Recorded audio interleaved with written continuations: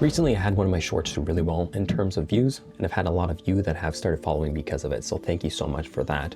With that, a lot of you have reached out with questions and comments to further explain the method used in the reel, so here is that video. It's going to be a little bit more of an in-depth video on what the wipe transition effect was and how I usually use it.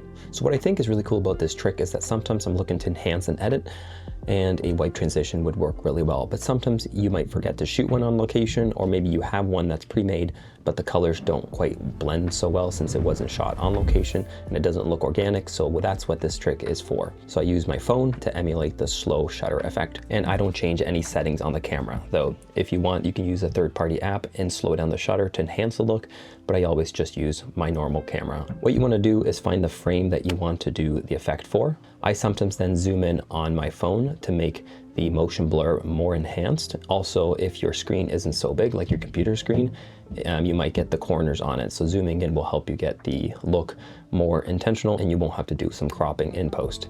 Once you feel like you have something that you can work with, import that onto your computer and drop it into your timeline. All I do then is find a section that looks good, and then I cut it to the desired length, and then I edit that before the clip. Then I color grade it. Since it's not going to look exactly the same colors, you want to color grade it so that it matches the clip better. Maybe add some grain. Sometimes what I'll do is blur the phone clip even more. So I'll blur it and then add grain after the blur.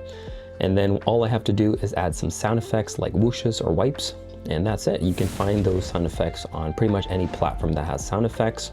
I use MusicBed, so I'm going to be using these two clips here, and I'm going to layer it together so that it gives you the whoosh sound as it transitions. So here's another recent one that I did for a reel that I posted last week, and I'll play that here so you guys can see and get some more ideas on how you can do this on your own edits. Hope you guys enjoyed this video, and I'll see you guys on the next one.